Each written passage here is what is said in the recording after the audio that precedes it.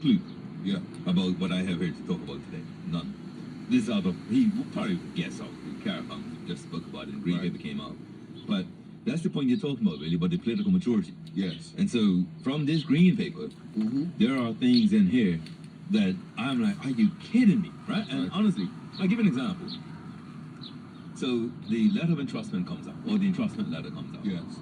Well, it was dated 2024. Okay? So we had a whole different government. Yes. Okay? And yet this thing was just publicly released. Right? Okay, fine. I think that's bad. In fact, I think that's very, very bad. But that's my personal opinion.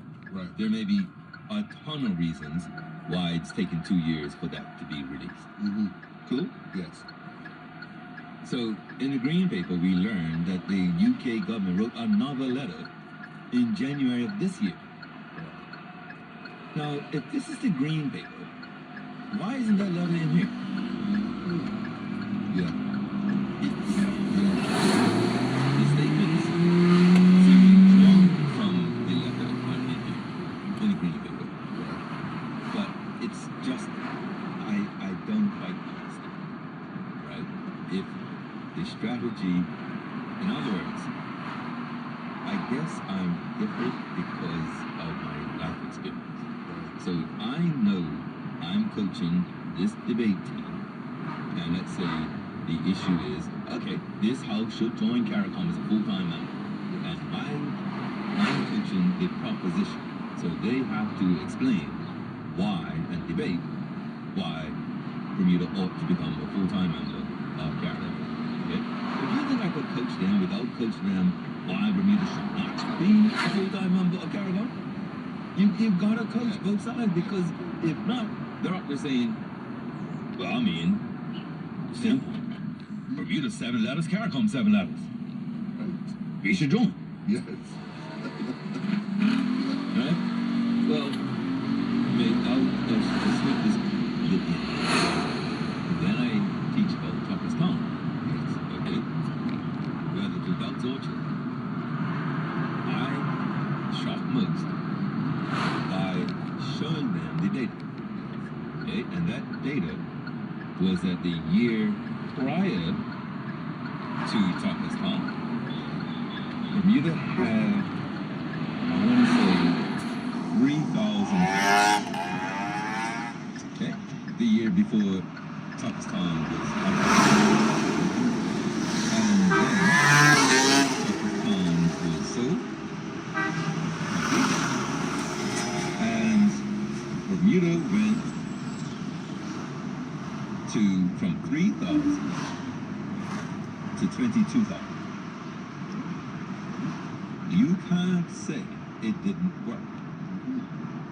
So I don't need to run from that decision, because when I talk about it, I say, here's the numbers. We had this many tourists before. We had this many tourists after. Clearly, it worked. Yes. And I can hear and feel the oxygen leaving the room.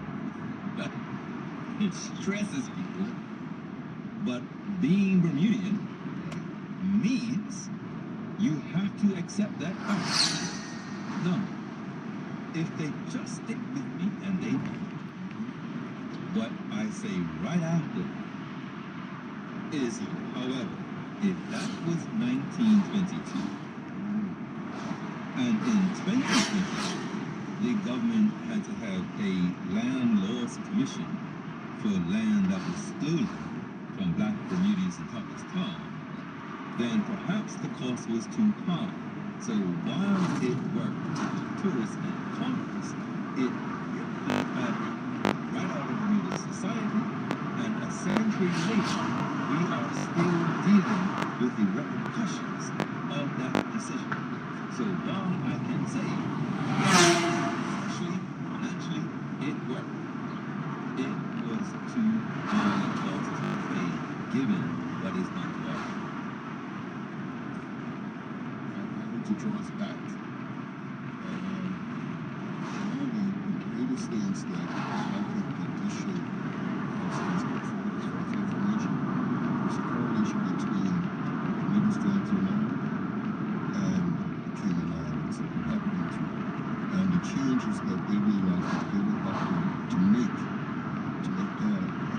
citizens have a birthright. So should we get on board with and follow the same thing with the government side? That's my whole point. That's where I come from. Right. And that's why I'm saying that the immigration, how you play by the rules we got last Wednesday for 10 seconds. The Labour and Economy Minister, who is out now saying, and my colleagues like me too, understand not even all the members have a vote. So that is, I tell you, this is the stuff that angers me. Okay? Because how are you willing, trying to step up, elevate to that job, given where we are and given what we know about people? That's the whole point. Okay? And now trying to speed up even more processes. For what do you think Cayman was saying before they realized where they were? They're doing exactly. Anyway, the other thing I had other than Caravan to deal with, and I'm not going to deal with any either because it requires decency. But it was the school's performance results that were released. And really, this is one time where I wish, not I don't, this is one time where I think my education creates a disconnect between me and what I want to talk about. And so I use a lot of words, and I have yet to come up with the word. I tried a lot of them. None of them work. I tried horrified, that didn't work. I tried terrified, that didn't work. And then I know this other one where I was, what in English say when you're drunk you are, right? But here he used that word angry. So I was that right off. That was not disgusted and embarrassed. That didn't work. I have yet to come up with the word. But understand, when I do find that word, I'm going to scream it from Fort Hamilton, from St. David's Lighthouse, and from Gibson. I may climb up Commissioner's house and make sure you this from backyard.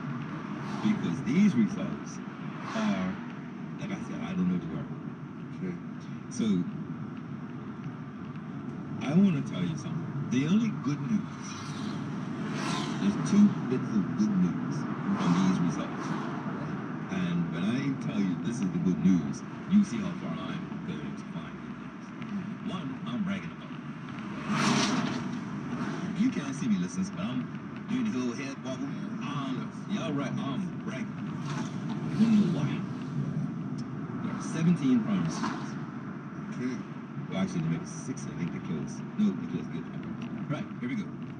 So, 16 on it. But of this 17, because this was in 2025, ready for this? Port Royal comes 3rd, then Dalton Tucker comes 4th. Yeah, Southampton. Southampton Parish Council. Shout out to the teachers of Southampton. 3rd and 4th. Yes, pretty soon. The actual number. But the good news, like I said, 3rd and 4th. Now, the reason why that's such good news, aside from 3rd and 4th, I don't say they mean quite the real thing, and if you are a newcomer, you haven't been listening to the show, and you're getting ready to put your child in school, one of the beautiful, there are just really, there are so many. I probably need a whole show just to go from the western boundary to Port Royal Gulf. By the time I go on the road to run something,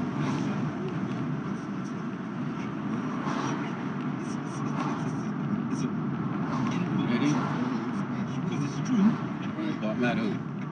But it's doing the middle of regular programming. Look, how'd you know? Walking down. Exactly. See that? They're learning every day. Huh? Right. Yeah, 3rd and 4th, right? Yeah. Shout out to the teachers, heads, administrators, and parents of the students at Port Royal College. But here's the thing I want to tell you. No matter where you are in Southampton, you go to Fort Worth because you're in the catchment, or you go to Dover Tucker because you're in the caption. There's only 1 point difference between them. So it's not like some other parishes. I won't name them, but you know, there's a parish that's got 3 primary schools in it, and they go from first to 11th to 17th. So depending on the school you go to in that parish, you might, you know what I'm saying? But here's Southampton. I'm just saying, and we're high up, so we're not like close at the bottom. We're not close in the middle. We're close together. You know, I'm getting it. Okay, So we get to the primary schools. So, what other primary schools? So you said the 17 schools? Yeah. Okay, I want to hear about that. What do you want to know? Wow. What position? Well, no, but see, we don't have time. Oh, gracious, look at the time. Let's go over time. You sure? You sure you want to? I want to know. I'm sure the listening public does too. Okay. They want to know where their children's going and where it's ranked in Bermuda. Okay. Well, I'll tell you what. I'll do this in a diplomatic way. So the schools report did a test of English, math, and science. And then we have the international average for that. You know what? Let's just do this real quick. I think we have one last call for this piece here, Billy. Hi, caller, you're on the air. Billy and Butterfield. Yes, sir. Yes, sir. You said number 3 and number 4 was up Southampton? Yes, sir. Port Royal and Don't Forget. Oh! And I'm not interested, and I looked at number 1. Who was number 1? I'm just coming to that, and I'm proud of you. St. David's. That's right. Absolutely. And long shot, too. And that's right. And they wanted to go do it on. Man, I'm coming to that, too. Trust me, you're going to feel good. I'm coming. I was coming to that. Yes. I do. About only school as far as I'm concerned. You know, I'll leave the results as they stand. But that's one of these schools they wanted to close down. I got you. I know. And the teachers and the parents down there fought hard. Yes. Uh-huh. Yes, they did. Speak down there, but I was working, and my heart goes out to the principal. Yes, and the absolutely right. Because when they closed it down, they had to understand a lot of the parents took their children out of the day and just sent to find alpha schools. So it just goes to that, you know, I take my hat off to them. Me too. I was about to give you the actual. It's worth it. It's worth the We fight. got a lot of recognition, but this just goes to show that David is on the map. Absolutely right. Yes, indeed. And I welcome about, you know, and I was down, proud to David Donald too. 6th generation. There we go. My heat goes off to the parents and the teachers that stuck Yes. it out. Yes. And even when the Board of Education had a turn to make the decision, I can recall, let me finish, I can recall when they wanted to close it down, they got a little bit political. Yes. I guess when the OPA wanted to close it down, we went to a meeting down there, and it was strict among the OPA, the Dale Donalds, and the PLP, the Dale Donalds, and guess what? When the PLP representatives came up, not the PLP, the parents came up with statistics. It was a no-brainer. Yeah, exactly. That's what I'm talking about. They slid up the agenda. They had an agenda. They said, that's your agenda. But this is not agenda. Yeah. Yeah. So you don't just listen to David Donald. Yes. You know, one thing is the school, the club, and the church. 3 things you don't have to there. Yes. And if you cook any of those 3, we will, I don't care who you are. That's what I'm talking about. You can bring that one that is trying to ruin the world now. Bring him down there. Actually, he should put a weekend on there and see what happens. We hope they can put him on no bus.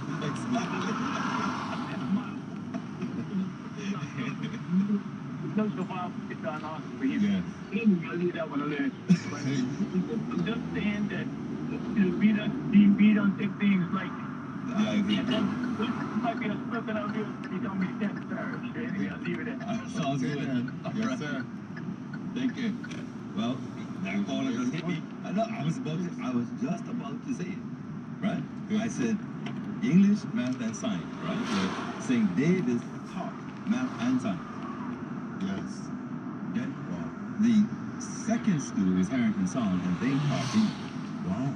Okay. Okay, so St. David's, let me just stick with that a minute because there's mate, I will never forget this. When the mega school, when that school, so you take, Cedar Ridge opened in 97. So in the years prior to that, the election was 93. Okay?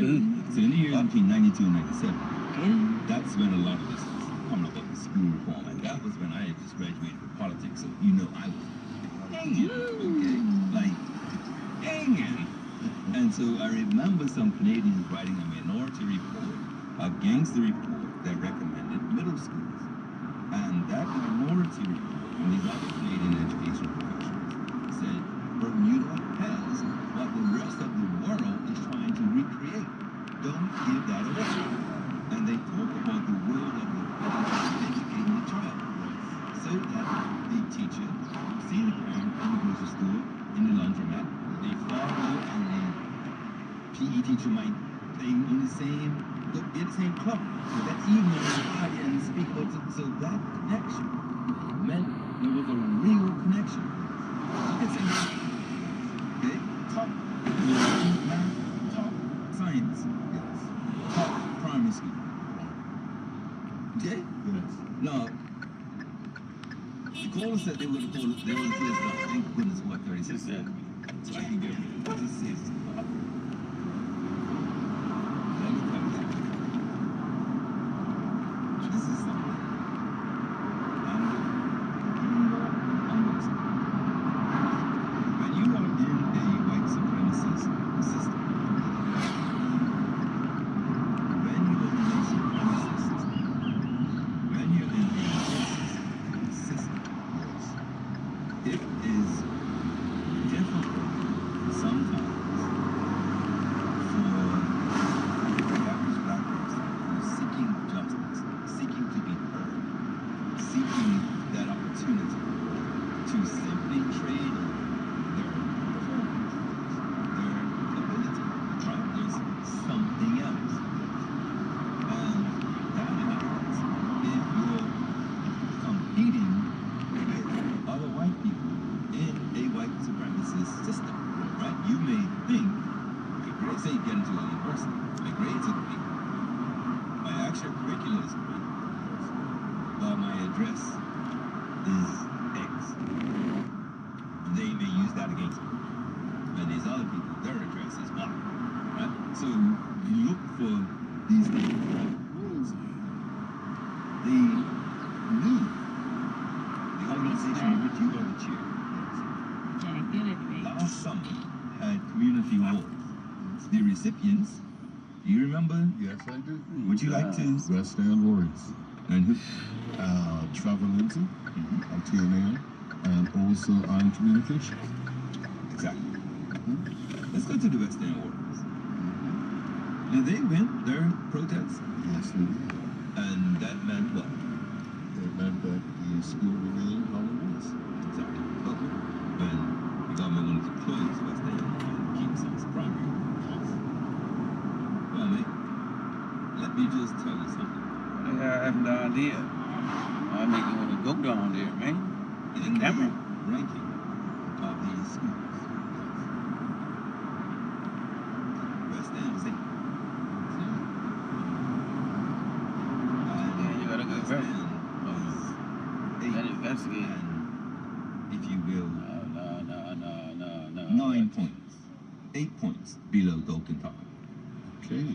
Cool. Okay, cool. They had 50 points. Dalton Top. Somerset Primary is 15th with 34 points. The results speak for themselves. That's it. But why did West End Warriors have to drive up in the 100? Why did they have to protest? I'm just waiting for what? Arnie Rocks, we would have a carried desk. Never meant for one school, but the other school deserved. You know what she was gonna do? One school. Students, the other students deserve. West End Oh, down no has let 50 stop points, sign. and some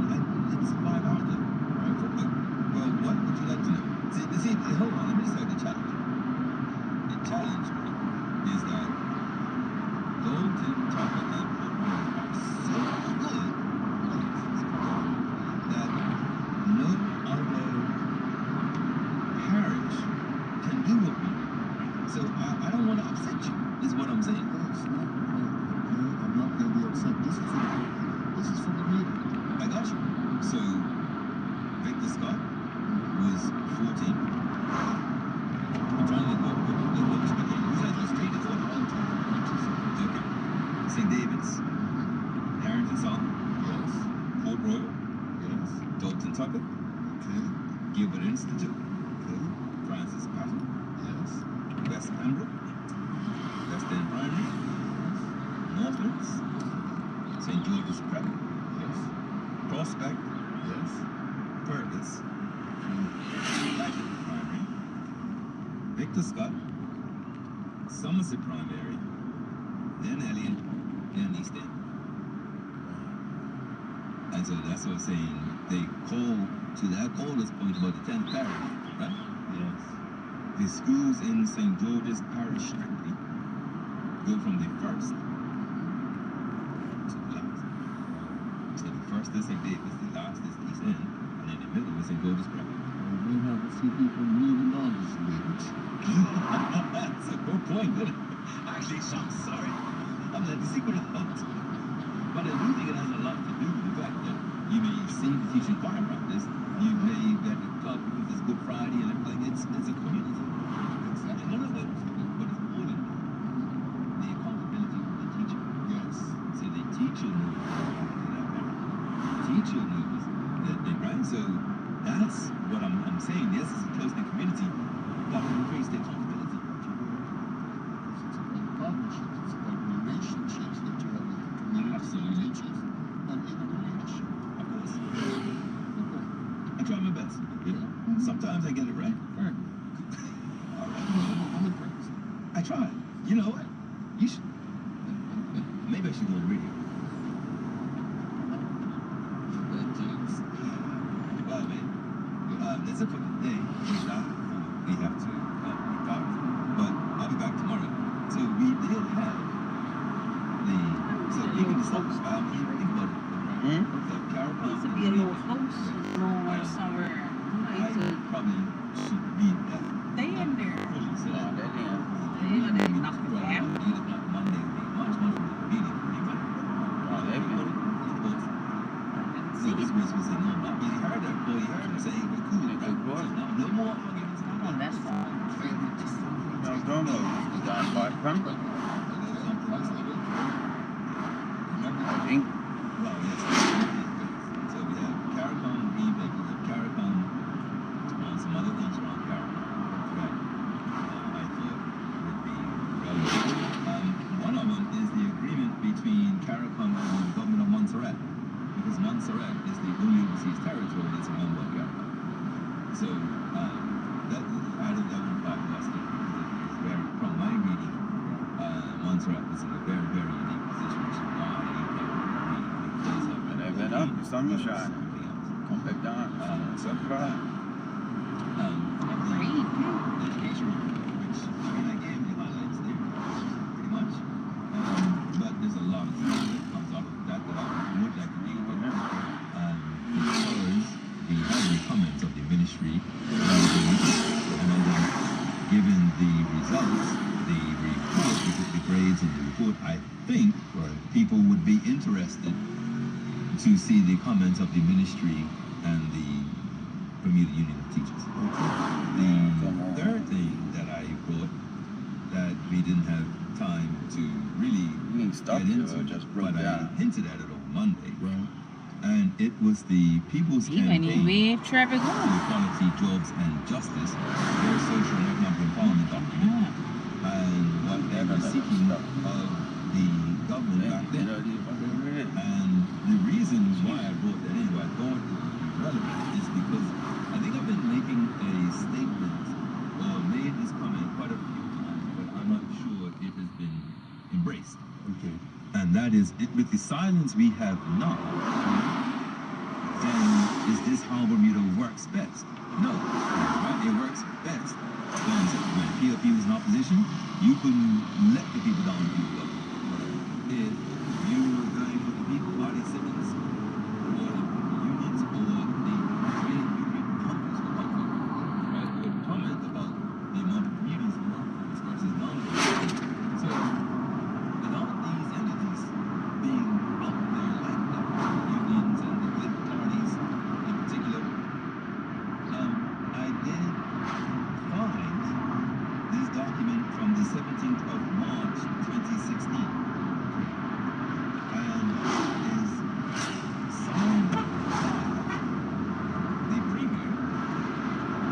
the president of the Bermuda Industrial Union and a representative of the Progressive Labour Party.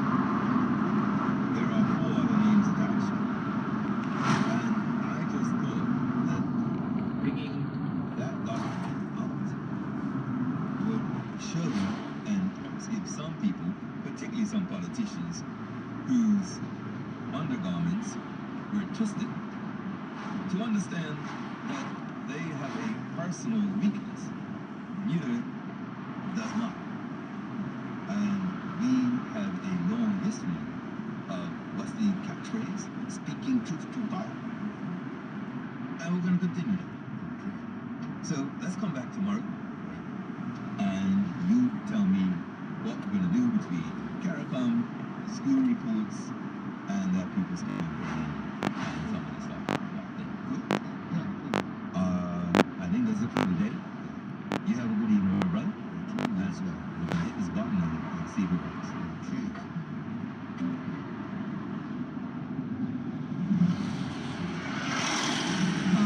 On page 225, performance measures, business unit 91007,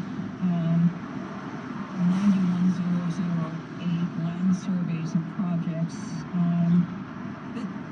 That page actually, it's a quarter of a page that basically doesn't have any metrics in it except for one. So I'm wondering what's the value of the page, and you know what, why that isn't being Is that?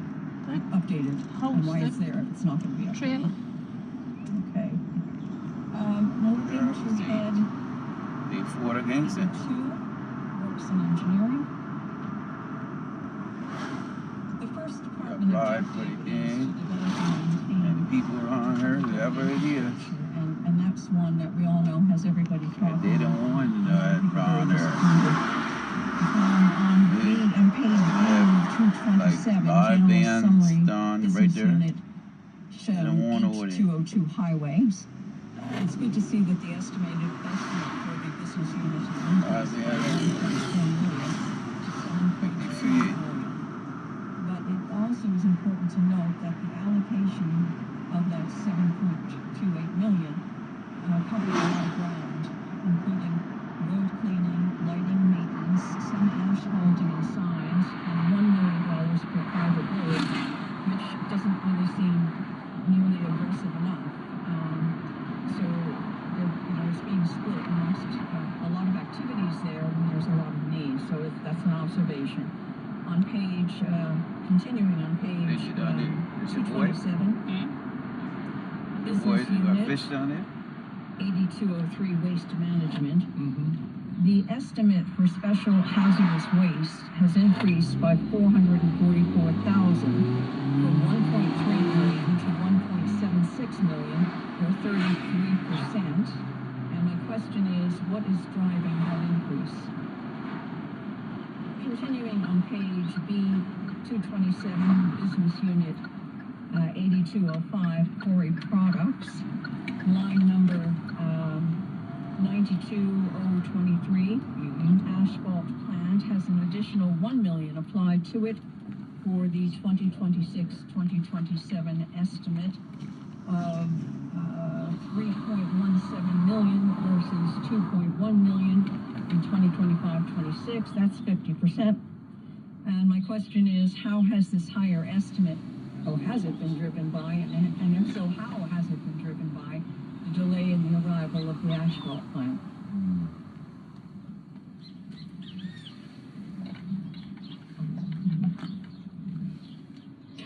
I'd like to now just move to Schedule C, and if we could just take a look at page C6. Honorable Member, if you would just hold just for a brief minute while we transition. Okay. My time in the chair is complete, and then we now have the Honorable Deputy Speaker of the House is going to come down and take the chair of committee. We will remain in committee of supply for the further consideration of the estimates and revenues and expenditure for the year 26-27. We are now in the Bermuda Live on YouTube. Subscribe now. Works and engineering, having gone through the initial ones. Bermuda Live on YouTube. Subscribe now. Will be the honorable new chair. Bermuda Live on YouTube. Subscribe now. Bermuda Live on YouTube. Subscribe now. Completely right. Bermuda Live on YouTube. Subscribe now. So I think the question Bermuda Live on YouTube. Subscribe now. challenge of that, where people question equality. I think the issue is opportunity, I and don't know it's what the to say. issue He's that got the all issue these that bright there is ideas opportunities and that are like, afforded to young people. I can't be bothered with them. Today I got this here. Bermuda, there's nothing like a home-cooked meal, especially when you can feed the whole family without stretching your wall. With the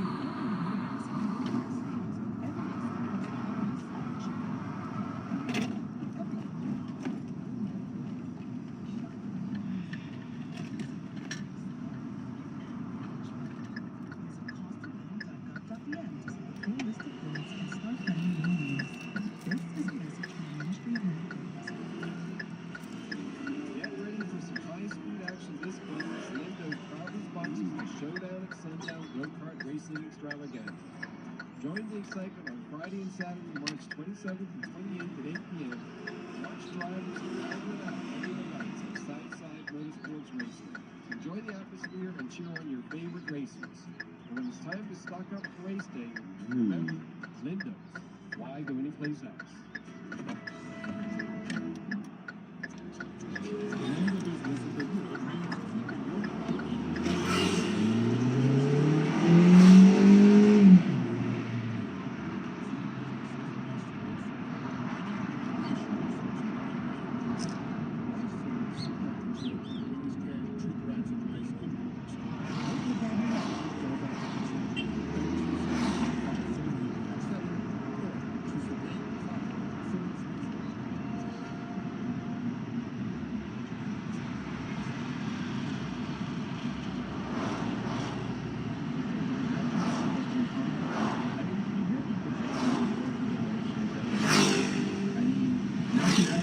Businesses are going to say, I can't hire someone who went public school during this time because the education is low compared to what the private school children fees. That's what young people are going to face when they go into the workforce. I think that's not the case. I don't say it's a disrespect, but you will encounter in your life, Taj, people who did go to private institutions in Bermuda, and you will wonder, wow, how did they make it? And I don't say that I'm disrespectful. I'm simply saying that it will become apparent that it definitely was a pay, like a paycheck, versus an education of certain level of quality that was presented. Now, every student is going to learn differently, different levels.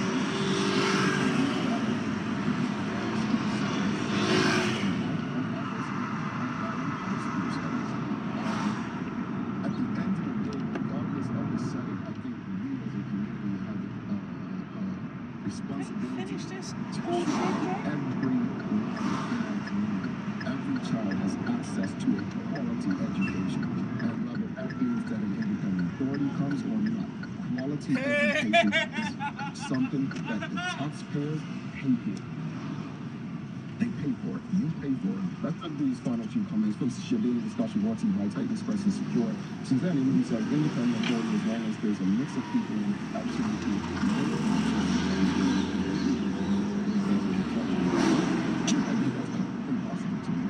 Impossible to believe that. It's definitely impossible to believe that. There's no way that you're going to get that. I hate to, be the bad news, but the principle life that the stakeholders need to be invested at the best way.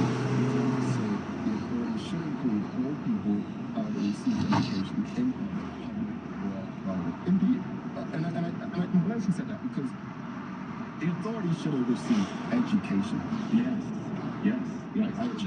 It should set the national standards for education and includes private schools. Indeed.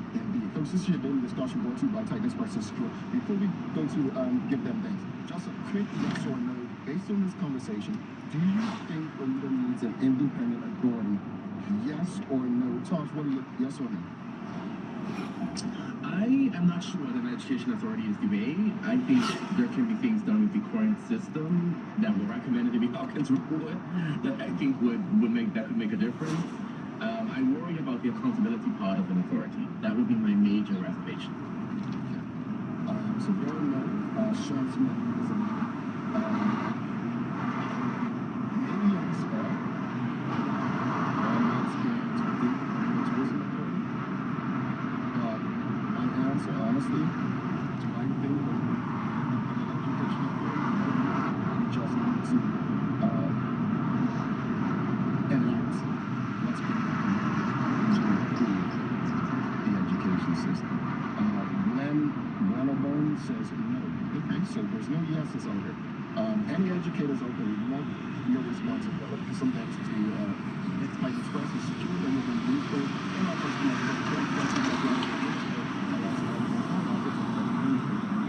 The Daily Discussion is brought to you by Titan Express and Secure. Titan Express delivers safe, professional, and reliable transportation and tours across the island. From island tours to cultural experiences, they set the standard. And Secure is your go-to for property management, waste management, and residential and commercial services. Visit securebda.com. Professional, partial, and reliable service is their commitment to you. Alright, let's go to the newspaper. We did not get any reference. The organizations of failing education failing in our education starts at home, and we got a note from Shonak Bell and a note from Shonak Sumner. Shonak Sumner is an educator as well. So let's go to Taylor, see what he's got to say. We need to the streaming with his phone on the social media sites, Facebook, LinkedIn, YouTube, Twitter, apps, and Instagram. There's a thumbs up, a love, a lot of things. So you share the conversation with your friends, family, colleagues. Why are they putting cement stuff on buildings and roofs? On buildings and roofs. Cement wash. I don't know. This is like a Full membership like a sealer. Yeah, like primer. Sharing our current associate status limits are influencing recent discussions on the heels of the publication of a newly published communication exploring whether we should pursue full Carolina membership. We have heard the public discourse, and we have heard the questions. So what does full membership mean? What does it practically mean? What are the benefits? It means moving from the margins of regional decision-making to the center. It means having a voice and a vote on issues that already affect Canadian lives. Food security, Last week. health preparedness, climate resilience, digital policy, education, and entrepreneurship. For small island states, connectivity builds power. Unity builds protection. It is the ability to pull capacity, share voice, protect common purpose. In a world that too often has overlooked this. Now here's where things get a bit more interesting. Just because we're interested in joining CARICOM doesn't necessarily mean that CARICOM's all that interested in us. While Bermuda's possible entry could bring major benefits to the region, some CARICOM governments are privately cautious about the idea. Bermuda's economy is dramatically different from most Caribbean states, with one of the highest GDP per capita levels in the world and a globally dominant reinsurance sector. Bermuda will instantly become one of the economically powerful members of the bloc. Now that raises quiet concerns about economic competition and regulatory influence, particularly in areas like international business and financial services. Now at the same time, Bermuda could also bring major advantages to CARICOM. Our financial expertise, global capital connections, and insurance market strength could strengthen the region's economic resilience overall. So the debate isn't really about whether Bermuda would help the bloc. We almost certainly would. The real question is how CARICOM is going to balance regional cooperation with economic asymmetry if Bermuda ever does join the table. Now tomorrow we're going to explain how, if we become full members, we could genuinely change the game for the entire region in a really big way. And in other political news, we might just have a Bermudian member of the Georgia House of Representatives if the Republicans do as poorly in the upcoming midterm elections as it currently looks. Democrat and Bermudian Jody Lewis has confirmed she's going to run for the Georgia House of Representatives with the launch of a campaign focused on economic opportunity, education, and community development in Newton County. Lewis, who was born in the U.S. and raised in Bermuda, specifically Minelands Bay, brings a background in both public affairs and political organizing. In fact, before relocating to the U.S., She was active in politics in Bermuda, where she worked on campaigns and public policy initiatives connected to the One Bermuda Alliance. She says her campaign for the Georgia State House will focus on practical policies that strengthen families, support local schools, and expand economic opportunity across the district. Now, Jody has got some pretty big shoes to fill, since she's not the only person with Bermudian roots that's participating in U.S. politics. Shirley Chisholm, the first ever black woman elected to the U.S. Congress in 1968, and the first black candidate to seek a major party's nomination for the President of the United States, is the daughter of Charles Christopher St. Hill from Barbados, who spent many years living and working here in Bermuda in the first half of the 20th century. If you're unfamiliar with Ms. Chisholm, here's what she sounded like campaigning for president in 1971. Well, I realize that this is a rough road, but a catalyst for change in society, including personas and workers, with those who have been the beneficiaries of the system. A catalyst for change has to be able to withstand the insults, the humiliation, the abuses, and the slurs. What's wrong with why I'm running for president of this country? After all, for 15 years, I've been running for a lot of them. Today's weather started looking pretty bright and clear before the sky starts to get gray as we push through the end of the week. For today, expect some sunshine early on. The sky is turning a bit cloudier towards the evening as weak troughing approaches the island. Winds stay south to southeasterly and light to moderate, occasionally in the afternoon. The temperatures remain a touch above average with a high near 74 and an overnight low around 65. And that's your GBH News Break, brought to you by our great friends at Hebrews. I'm Daniel Dill. Now back to the show. Shirley Chisholm, we're enough of a mess with it, bro.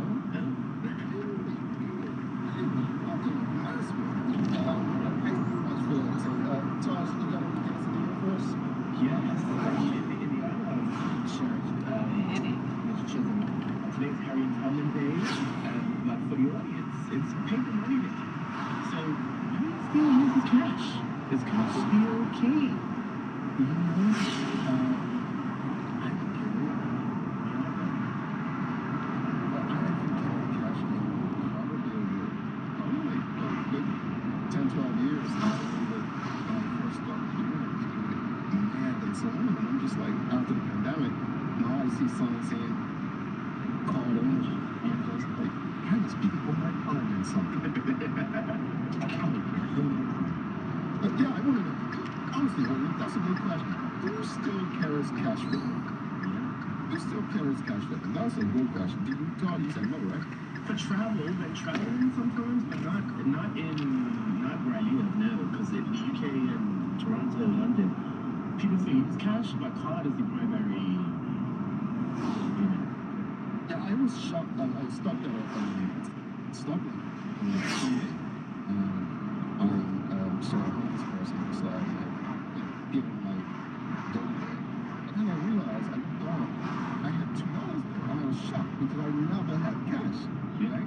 So, because now even you can tip, like I tip through shower most times now, and so like everything's just so easy. But anyway, I was so shocked to see it. I'm like, you know what? It was meant for me to help this brother, so just give him that $2, and now I'm out of cash. But we've got Suzanne Ingham says I still use cash. Many folks I know prefer cash, good cash. I use yes, I carry cash. That's Stacey Ann Brown. There's Katie Lama says I use cash at the corner shops. Ross Mason says cash is always king. And Bennett Summer says only for tips, card only, and especially when every dollar on the card is a travel mile. Julie, sorry, I said Julie says a lot of businesses are card only, but there are still a few that cash only. Renee Charlie Simmons says I don't only when necessary, but my handbag is heavy with change. Okay. Charles A. Jackson says moving back to Bermuda, I was surprised at how much cash was still being used. Charlie says yes, I do. Yeah, I go so many places around here in Georgia, and it's just like I don't even carry my wallet sometimes or card. It's just my phone. Yeah. I was gonna make a joke, but I don't want to offend the more mature folk. But I was going to add, those who still carry cash. What's the age demographic? All right, folks. You know we started last month a new feature called Bermudan Icons. For those who've never seen this feature, came out of a conversation regarding the government. I believe the Minister Owen Darrell and is responsible for overseeing national heroes. No new national hero was named last year, and it's going to be 10 years until the next. We had the Honorable former Premier Dr. Ewart Brown come on, and we discussed it. And he gave this idea without knowing that, not everyone is going to be a hero, but they'll do heroic things. And because of that, we created this feature, Bermudian Icons, and we've named quite a few so far. Here is your Bermudian icon for today. And folks, you can go on your favorite social media platform, YouTube, Facebook, Instagram, TikTok, and you can see all of the features. Here's your Bermudian icon for the day.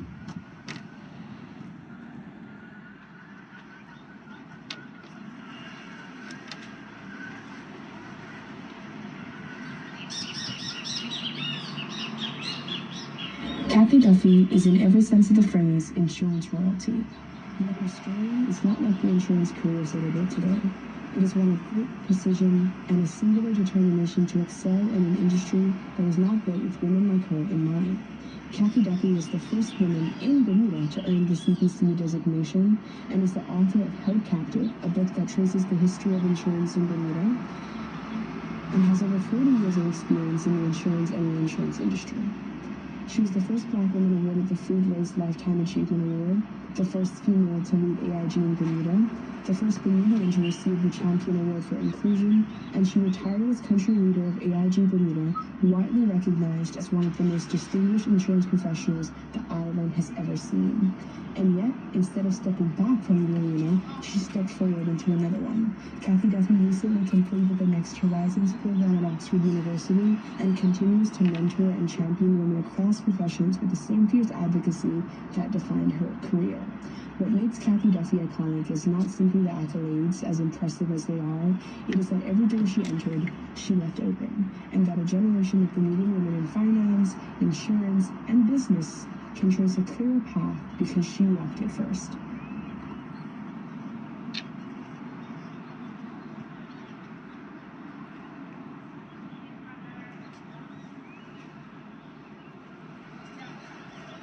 Kathy Duffy, today's Bermudian icon, brought to you by Zip-X. Folks, we'll be back with the Honorable Minister of Icon after this short break. Stick with us. People's ACW, located at King Edward VII Memorial Hospital, carries over-the-counter medicines, toys, cards, and even toiletries. Our knowledgeable staff are there whether you're at emergency, visiting family, or a member of BHP staff, to show you our best even when you're feeling your worst. People's ACW, we're here for you.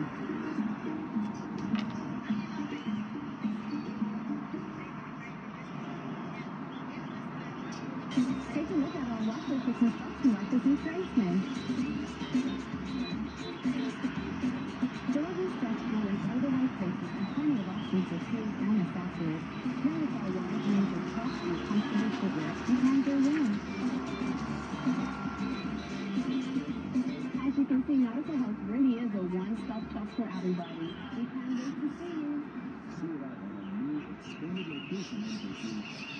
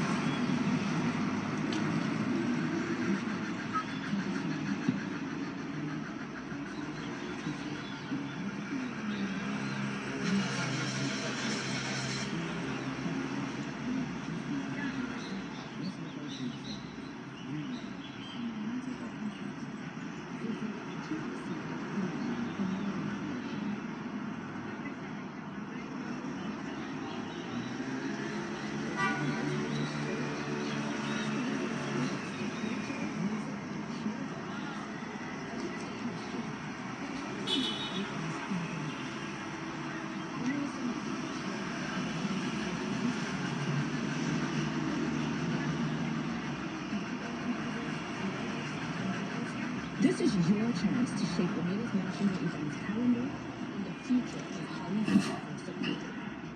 Visit www.gov.bn or email bneec@gov.bn to review the draft calendar and tell us what's missing or what deserves its spotlight. Let's build smarter, stronger, and more sustainable events together. Because the best events start with great ideas and the people behind them. Now, last, this is what you got. The HSBC basketball player, experienced true story, check on its action. That is what matters most. Support that much.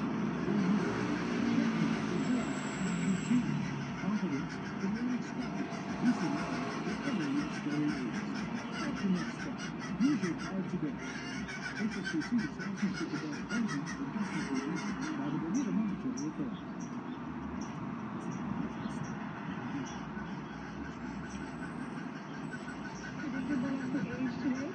Download the free Paradigmatic app and fill in the lifestyle questionnaire.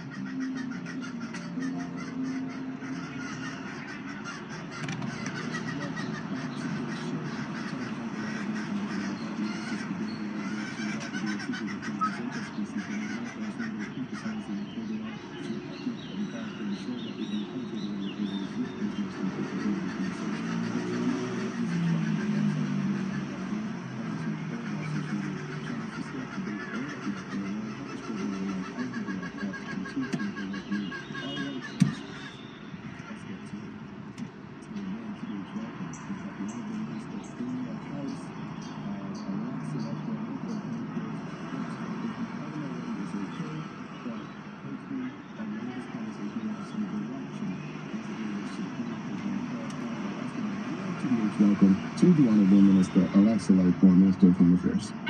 Oops, not that one, sorry. Okay. Ooh, I don't want to do that to the minister. You weren't a DJ in your previous life, were you? No. Yeah, go to another Good window. morning. And a happy Tuesday to you, Minister. How are Happy you? Tuesday to you too. I'm doing well. I'm doing well. Rough start to the morning, but we're here. We made it. Yeah, I hope that siren didn't add to your morning woes, but No. Small thing. you've been in the spotlight. You've been in the spotlight for the last 24 hours. I've had to scan social media to see what people is, saying about CARICOM and the like. But let's start here. Let's start here. Bermuda has been an associate member of CARICOM since 2003, and the government is now consulting on possible full membership. What is the central case you want Bermudians to see? Absolutely, thank you. I must first acknowledge the work of those who have been in this role or been in proximity to this court issue for a long time. And so the Honorable Dame Jennifer was the premier at the time and brought the historic motion to the floor of the House of Assembly to begin to deepen our ties with CARICOM. At that time, we were able to progress from observer status to associate membership status. And so for me, it is around continuing our evolution. I don't know anything that is not yet evolved. We no longer use landline, or not as much at least. I will now move to mobile devices we're using. And so I think what I am applying in this context is the fact that we're evolving our relationship with these organizations that are representation just like us, and we want to ensure that we are considered in a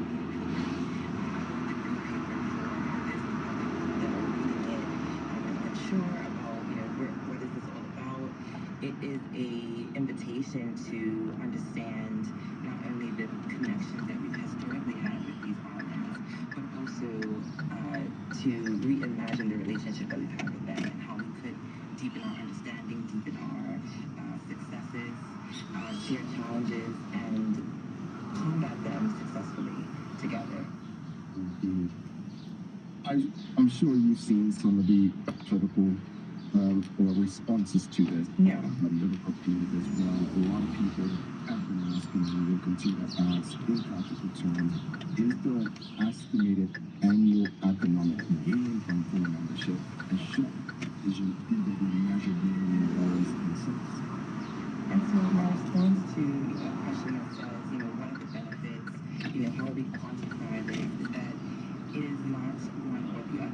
shake hands. We should have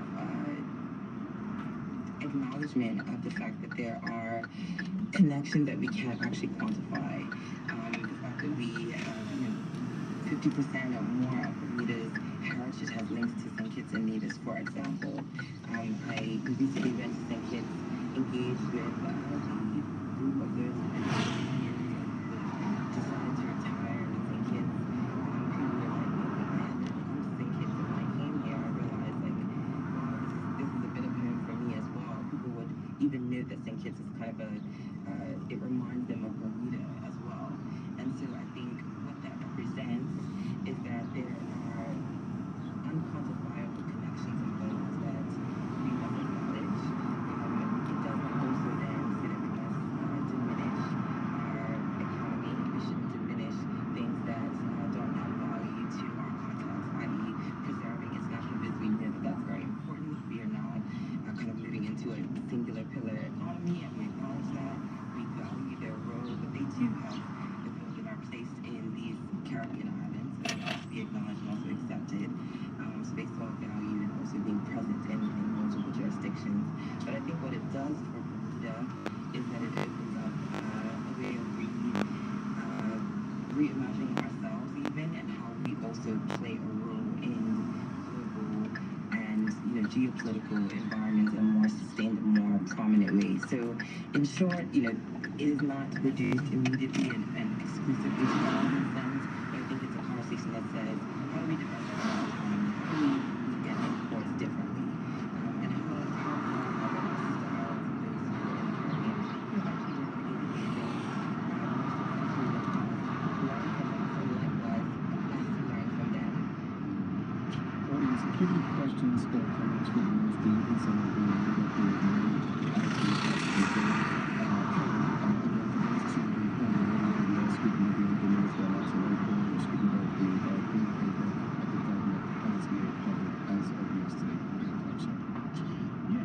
So shifting gears a bit to one of the most, I think, contentious issues of CARICOM is immigration. So the government has said there's no desire for Bermuda to adopt freedom of movement for CARICOM nationals. Yeah. Nationals have reservations and caveats what they might likely mean, and obviously a CARICOM members would receive those limitations. Thanks for the question. It's very important. I think, we have presented to CARICOM a non-traditional way of deepening our engagement. The reality is, most other and every other state Montserrat full CARICOM member are sovereign countries. We are not, but we do recognize that there is value in deepening our relationships and our ties. And so what we are presenting to them is 239 reservation treaty provisions. We have said, look, we've looked at our whole entrustment. We understand that the UK has standing and jurisdiction over security, immigration, also not immigration in terms of our domestic laws, but rather security, foreign affairs. We are supposed to do is present to CARICOM ways that we can positively engage with these spirit treaty provisions here, and also honoring our entrustment provisions. So specifically to immigration, we recognize that we're a small jurisdiction, and that we cannot just, open our borders and be able to invite persons to come on island. We accept that, and we've been clear that the fact that we will maintain immigration, domestic laws and current provisions, which sees the fact that if there are jobs that Philippines are unable to fill, we will then be able to work with mechanisms to be able to promote and advertise those to those who may be Caribbean nationals in a specific way. But the ability to just open borders is not one that we recognize. Because of our size, we can just wholesale accept. So you mentioned it briefly, but some states are really most states feel there is some final constitutional authority when it comes to decision making ultimately. So then if Bermuda's increased influence in regional politics could be overstated, how much power and positionality would Bermuda realistically gain from full membership? So right now, Bermuda is in the room, but not in the discussion. And so realistically, most of the discussions that are happening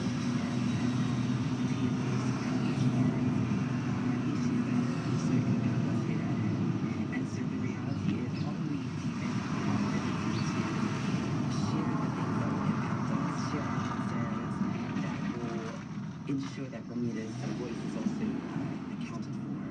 And the question also becomes, well, where is our voice considered in a very specific way? And so, you know, I have not as yet been familiarized with a forum that has Bermuda as a, you know, substantive member and also as being able to have voting rights and also have a more material way of contributing. And so in the current CARICOM context, I think this is an avenue that we can deepen our standing, deepen our ability to influence how our decisions are made on a global level. And I think that it's a great opportunity for us to just reimagine our voice, reimagine what's important to us, and how it's best advocated for in our shores. So, go ahead, Tom. Oh, I was muted, sorry. I think one of the other main concerns here is around the geopolitics, especially with what's going on right now in the region and with the U.S. So how do you ask the people who worry about Bermuda's full membership to become an indirect way for the UK to extend influence inside CARICOM and any other geopolitical concerns that could arise?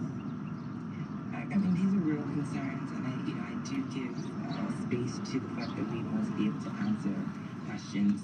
I don't think that any organization is perfect. I don't think that there will be any perfect decision.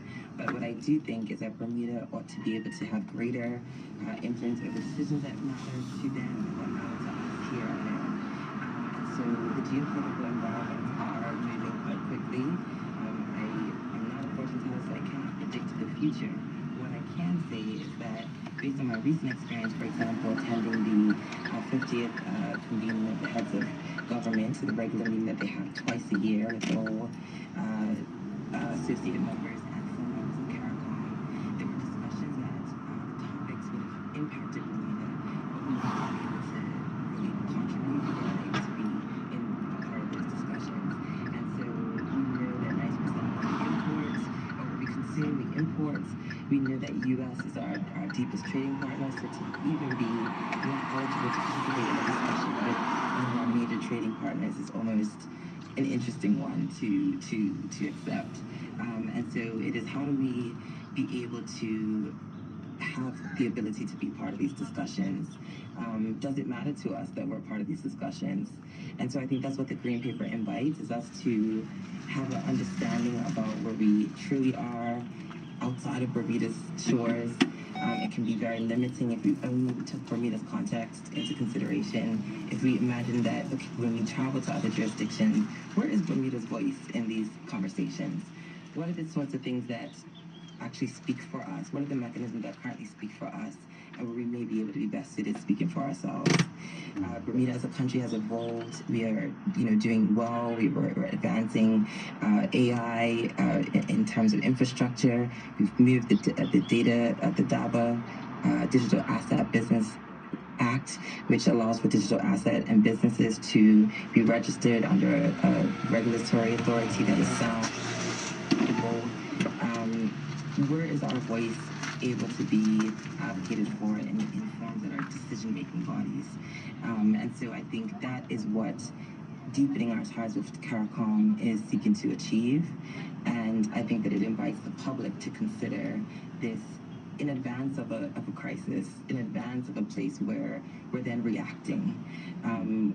I wouldn't have foreseen at the start of this journey to create the Green Paper that we would be now on, the cusp of World War III.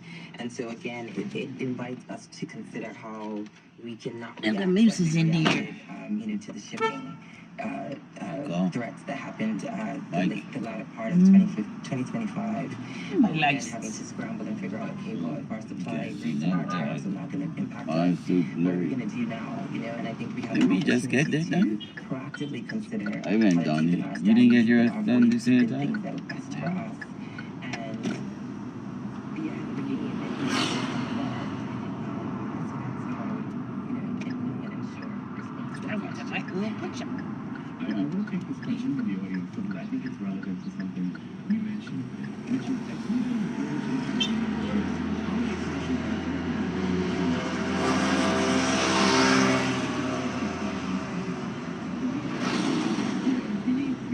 to represent ourselves in international